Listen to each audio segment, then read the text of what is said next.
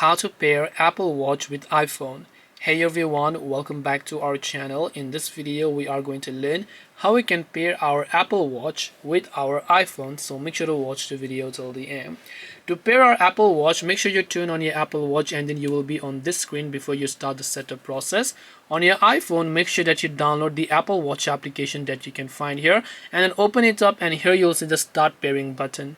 So tap on start pairing option. You can choose to start over from here, and then you can just select setup from myself if you'd like that option. And then here you can see it says hold Apple Watch up to the camera. Now on your Apple Watch you will see this type of circular logo which you might find, which you have to place it right underneath your camera like this, right in the position. And when you press and hold on it, and then when it scans it, the camera app will successfully scan it.